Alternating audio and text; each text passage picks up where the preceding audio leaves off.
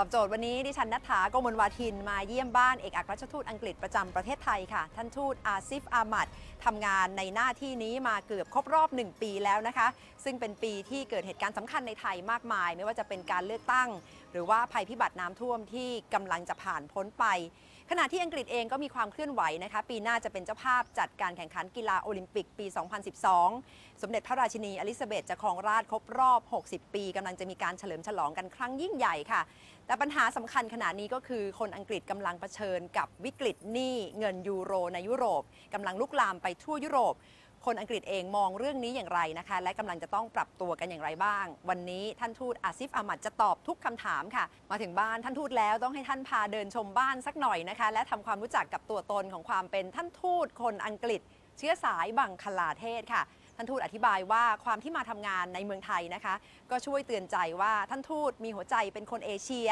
แต่ผ่านการฝึกฝนในโลกแห่งการทำงานจากโลกตะวันตกค่ะ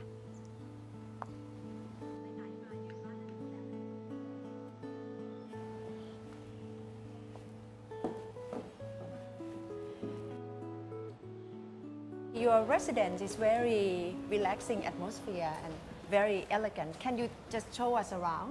Yes, of course. This place was built in 1926. Previously, our embassy was on the Chaprai River, what is now the headquarters of the post office. People got a little bit fed up of being flooded at that time, so they came over here. At that time, there was nothing here, just swamps. And an architect from British colonial India came here, so it has a slightly colonial feel to it. But we use this really for big events, for commercial events, and I have a small apartment upstairs. I can't live in all the rooms here. Now we see King and Queen of Thailand, and the opposite is Queen of England. Yes, our royal connections here go back many, many years. And if you look at His Majesty the King here and Queen Elizabeth, they're the two longest reigning monarchs. And they visited Thailand on many occasions.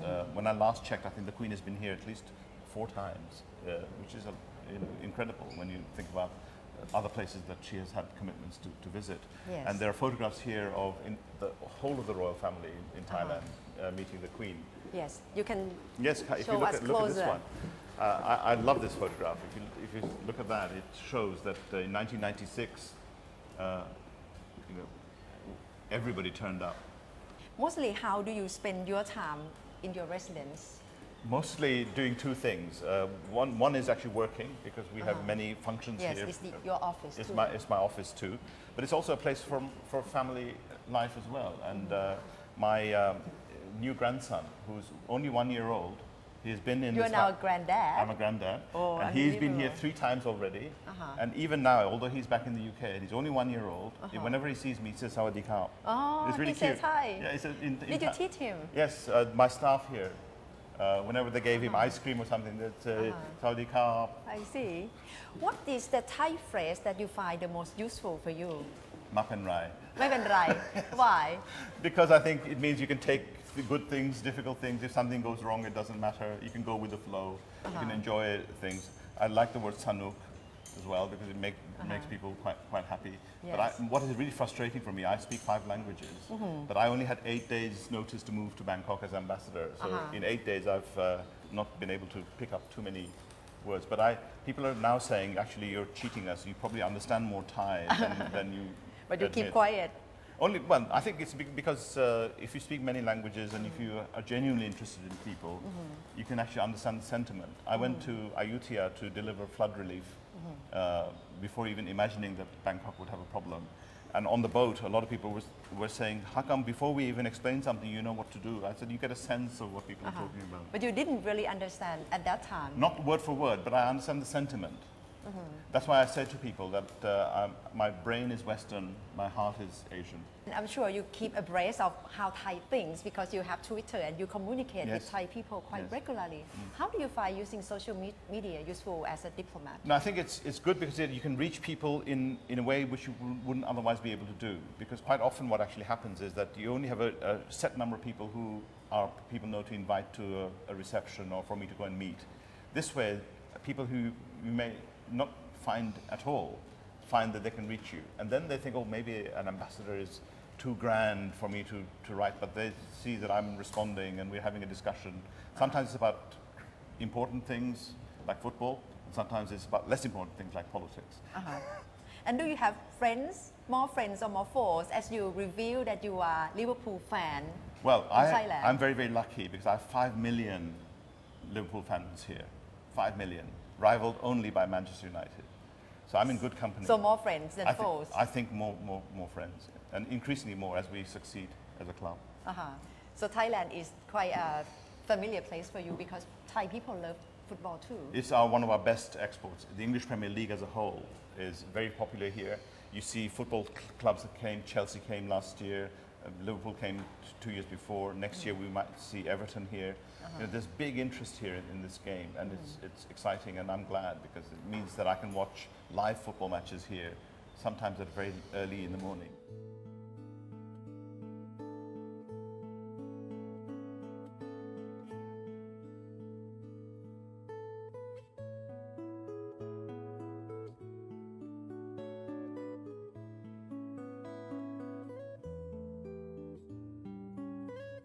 คงจะถูกใจแฟนๆลิเวอร์พูลในเมืองไทยกันไม่น้อยนะคะกับความเป็นท่านทูตอาซิฟอาหมัดที่เป็นแฟนหงแดงพันธุ์แท้ตัวจริงความคลั่งไคล้กีฬาฟุตบอลนอกจากจะเป็นลักษณะประจำชาติที่ผู้คนมองคนอังกฤษแล้วนะคะการสนใจเรื่องปัญหาการเมืองเศรษฐกิจสังคมก็เข้มข้นไม่แพ้กันค่ะโดยเฉพาะเสียงตั้งคำถามกับการตัดสินใจของนายกรัฐมนตรีเดวิดคาเมรอนที่ตัดสินใจถอนตัวไม่เข้าร่วมการทบทวนสนธิสัญญาเงินยูโรนอกจากสมาชิกสหภาพยุโรปจะตั้งคำถามเรื่องนี้รองนายกรัฐมนตรีจากพรรคร่วมรัฐบาลพรรค Liberal Democrats ก็วิพากษ์วิจารณ์เรื่องนี้อย่างเผ็ดร้อนค่ะ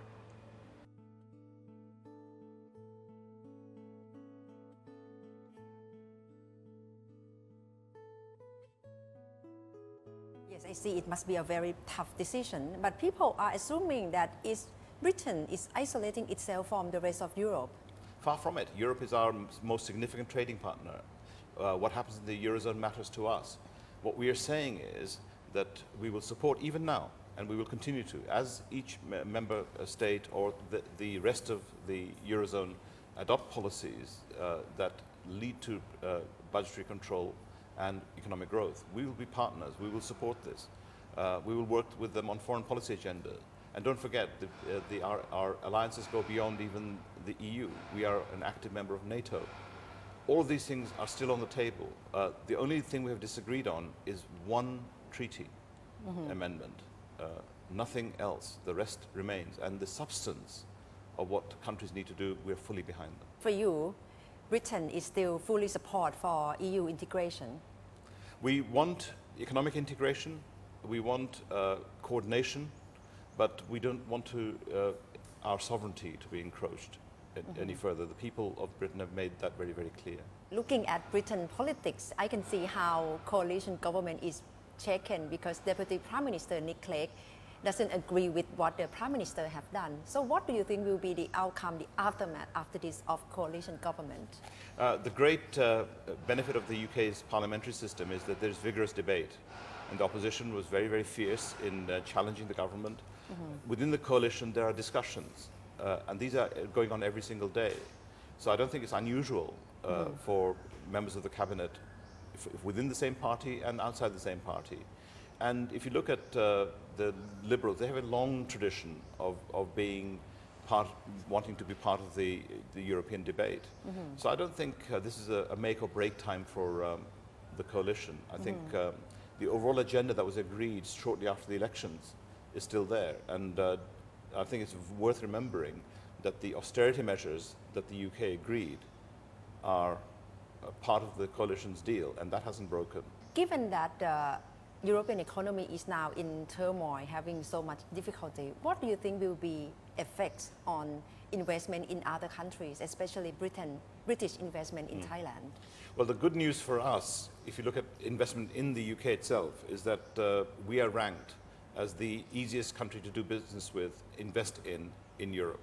So our position is very, very good. And indeed, the single largest new investment into the UK last year came from Thailand. It was Sahaviria Steel's investment. So for us, that's good news. Here, if you look at Thailand, we are, from the European Union, the largest investor in Thailand. And I think what we want here is the business environment to become more liberal so that we can actually invest more, whether it's in financial services, in insurance, in retail, in buying goods from Thailand. And if you look at the context of the EU, we are fiercely positive about free trade. And there have been debates in the past about Thai exports into the European Union. One example was chicken, fresh chicken, cooked chicken. These are very technical issues, but for the UK, we'd love to have Thai chicken because it's good quality. After the flooding crisis, I'm wondering whether the mood, the atmosphere among foreign investment, among British foreign investors to Thailand are still positive. Just last week, we had a gathering here of British business people and senior Thai politicians as well as administrators who are addressing the recovery from the flood. Not a single British businessman said that they were looking to walk away from Thailand. On the contrary, they want to be part of the rebuilding, part of the restructuring, but they have some things they would like to improve. And one of them is their ability to have certainty about land ownership and use. Because, you know, over here, it's a very sensitive issue, but it's an issue worth talking about, which is that a foreign investor needs more than 30 years if they're going to build flood defenses, if they're going to bring expensive equipment here, if they're going to build high-tech buildings. Yes. And over here, people say, oh, no, it's okay. You know, after 30 years, you can get another 30 years. Well, people would like that assurance and that certainty. I think what we also want to make sure that if the Foreign Business Act is changed in any way, that it doesn't discriminate against foreigners, it makes them equal partners. But no, here I think, provided that the labor force becomes as available, they're well trained, English language is freely promoted as a national asset, provision is made for housing and for education, hospital for the workers who work in the big industrial estates.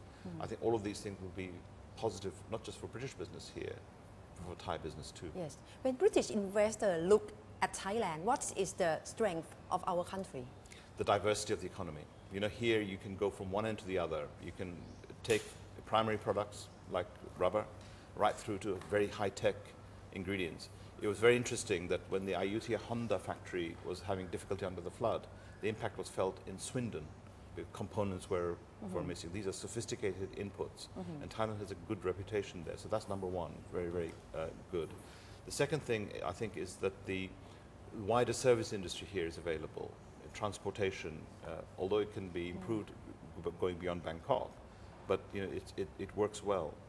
I think if you take that and the fact that there's also a good domestic market, it's not just about coming here with a factory that makes things that are not even bought in Thailand. If you look at some of the successes here in British retail, cosmetics, if you look at many of these things, there is a market in Thailand too. Overall, the situation of Thailand in ASEAN countries, how do you see, are we stepping back in your eyes after the flooding crisis?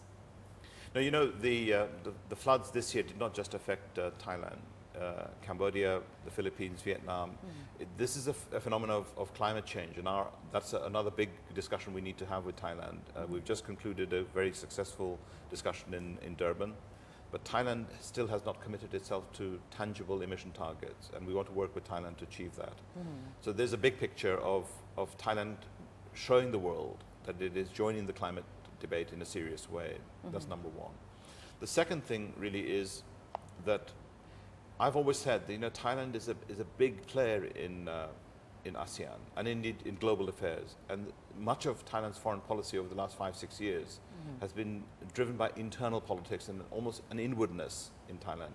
Thailand should be more global and take up these big issues of maritime security, of climate change, of free trade, and making sure the WTO process finishes.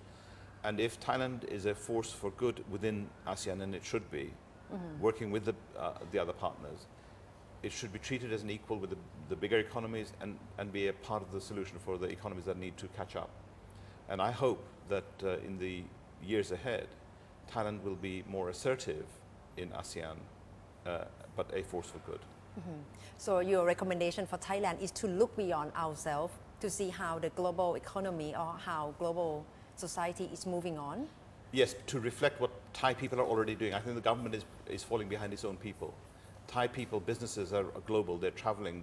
They're going out and about. In the UK, we had 20% more visitors from Thailand. Why is that? Because Thai people already see the world as their neighborhood. But Thai politicians have somehow forgotten that. And that needs to change. How do you see internal politics, the conflict going on for the past nearly 1 year that you have been ambassador in Thailand? Yes. What has struck me is that when you talk to individual politicians, they have good intentions, they have their vision, but somehow or other it doesn't quite surface as when you see the wider political debate.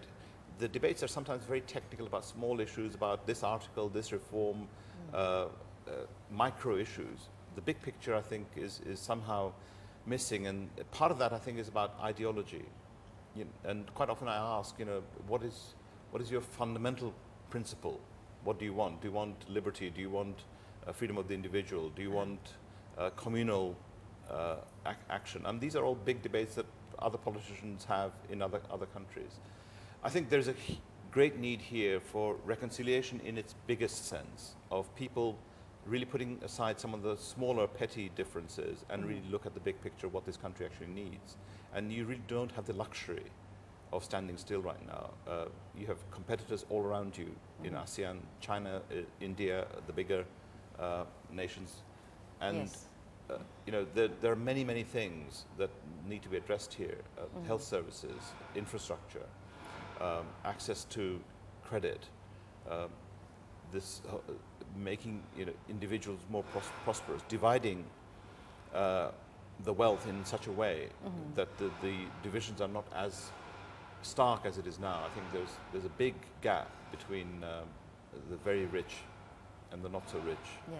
Have you ever mentioned those of your concern or those of your points to any Thai politicians? Almost every day. I saw. Really? Yes, I've met politicians here from the opposition, from the smaller parties, from the government. That is a very constant discussion that we actually have. Have you been questioned what colors are you? Because you are in Thailand, you must have understood Thai politics. Yes. And in a way, I think I've always said I'm a rainbow. Every color. Every color, because there's space for every color, provided people are working within the institutions.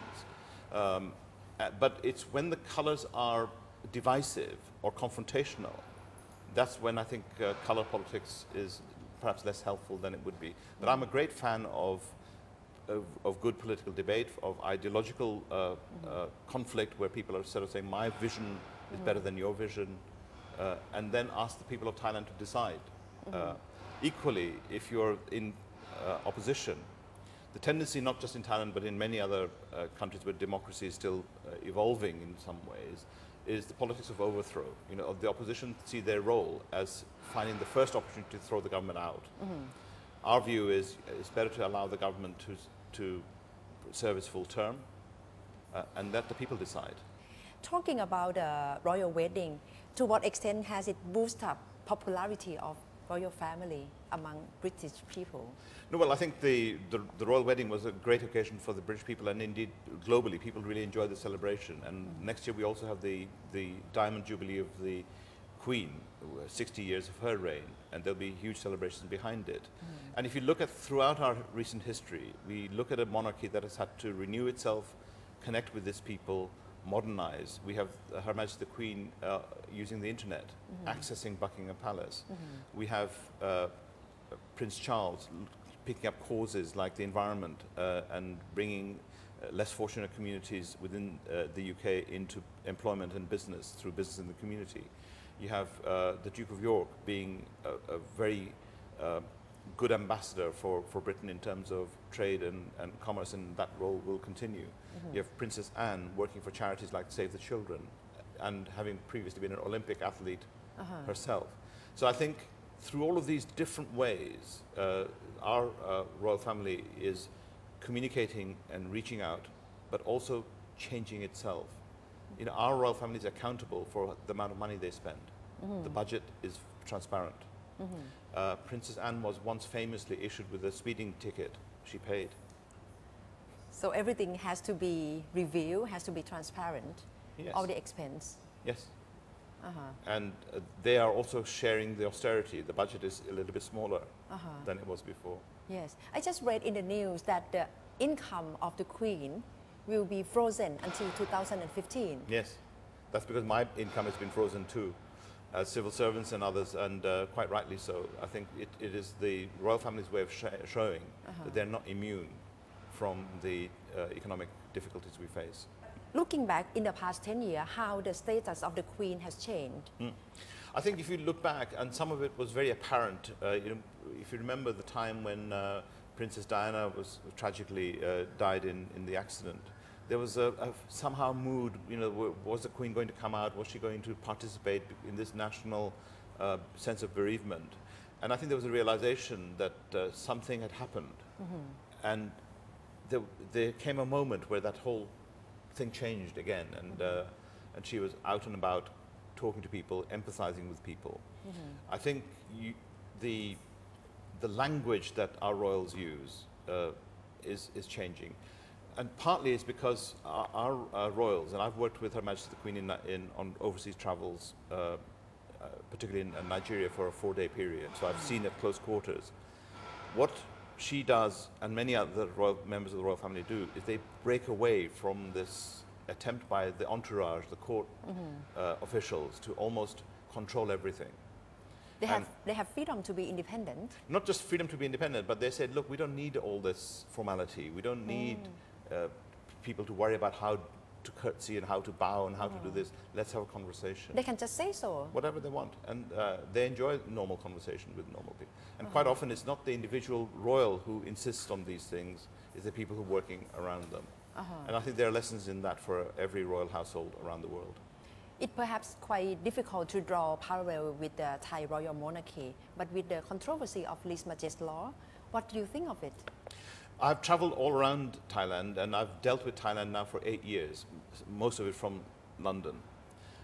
But when I travel around here, I went to the hill tribes, I've been to Surat Thani, I've been to Ubon Ratchathani, many other places, and lived in villages. I've seen ordinary Thais as well as people in Bangkok. The one thing I'm absolutely certain of is that the affection for the king is widespread, it's natural, and it's genuine. And in some ways, he almost doesn't need defending. And I think if you look back, he has said so himself many, many times. What has become unfortunate is the politicization of this issue. People are trying to prove that they're even more loyal. And therefore, people are falling over each other to do things. But it's actually, I'm not sure that any of that helps. So my message is that there needs to be very little to ensure that people love the king, because they do. If there is resentment is growing, it's the people who are insisting through some very strange measures that should continue. I think there's a natural affection there. And for future generations, they need to earn the same affection.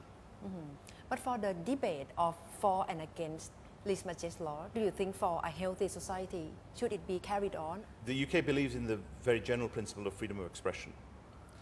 We also believe that individual members of the royal family should not be insulted. There should not be disrespect in a way which is completely unwarranted and would be wrong.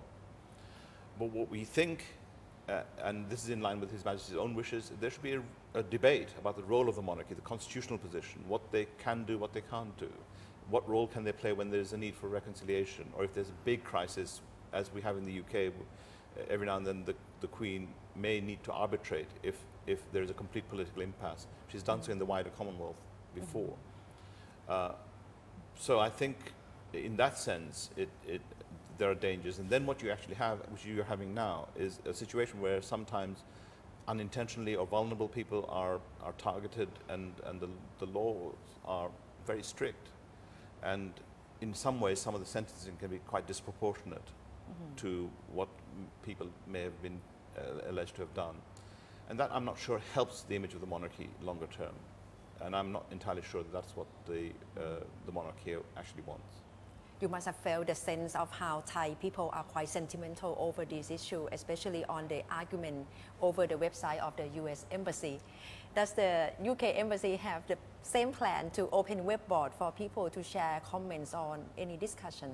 We have lots of discussions face-to-face as well as through our own Facebook account. I have my own Twitter account. So people can talk to us about whatever issue they want. But I agree with my colleague, the US ambassador, that the discussion should be respectful, respectful of each other's opinions, and certainly should not become abusive in any way. There's no debate need never be abusive in that sense, because then you've almost lost the argument before you've made the argument. เป็นความเห็นที่จะต้องรับฟังนะคะสำหรับท่านทูตอาซิฟอามัดเอกอัครราชทูตอังกฤษประจำประเทศไทยค่ะที่ด้านหนึ่งก็สะท้อนบุคลิกความเป็นคนอังกฤษนะคะกับความสุภาพและพูดจาแบบตรงไปตรงมาโดยเฉพาะปัญหาความขัดแย้งทางการเมืองที่เกิดขึ้นในไทยบอกว่าเป็นห่วงนะคะและต้องการให้คนไทยก้าวข้ามจุดนี้ไปให้ได้เพื่อที่จะคงบทบาทความเป็นประเทศไทยอยู่ในเวทีระดับภูมิภาคและเวทีระดับโลกต่อไปค่ะและทั้งหมดคือตอบโจทย์สำหรับคืนนี้ดิฉันณัฐฐา โกมลวาทินสวัสดีค่ะ